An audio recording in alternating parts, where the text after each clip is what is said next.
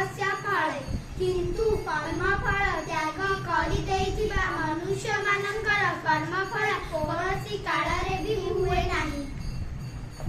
सुंदर कथा तुम आज कहले कौन कहले आज तुम संगीता साहू श्रीमद आउ आमर प्रतिभा बारिक श्रीमद भगवत गीतांकर ये जो 12 नंबर श्लोक से पढ़िले ए कौन कहले ना कर्मफल त्याग कर मनुष्य मानकर कर्मर भल मंद और मिश्रित एपरी 3 प्रकार फल मृत्यु पर अवश्य मिले। आमे जो कर्म करती तार भल फल मिले मंद फल मिले मिश्रित माने मिशामिशी फल मध्य मिले। ता माने भल आमे कौन सब खराब काम करुचे कि आमे सब भल काम करुचे कि तेणु आमे भल काम जो सब कर भल फल मिले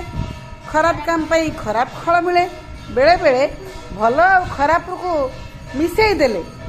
आमे धर जनकर सेवा आमे करूचंती सेवा आमे करचंती किंतु मन भीतर मोर राग अछि मनकर तुमको गुरुमा कहले पुचू ग्लास पानी देल तमें आनी देल कहीं देल ना गुरुमा कहते मुझे देवी किंतु मन भीतर हे मत कहीं कहते मु कहीं देवी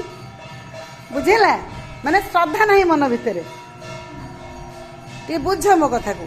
माने भीतर श्रद्धा नहीं तुम तो काम करिच सेवा करिच किंतु भीतर श्रद्धा नहीं तो छोट पिला तुमको माने बेसी गभीर अर्थ बुझे हेबनी एतिकी बुझ तुम माने गुरुमा का सेवा करछ ताके पानी ग्लास देइछ कि भीतर तुम श्रद्धा दबार इच्छा नहीं बाध्य होई देइछ। यही प्रकार माने समय रे आमे जो फल पाती आमे कौन निश्चित फल पाती माने कौन सेवा देइछंती किंतु हमर श्रद्धा नहीं जाहु तो आम यही श्लोक शिखिले जो काम करवा श्रद्धा भाव में करवा। Thank you.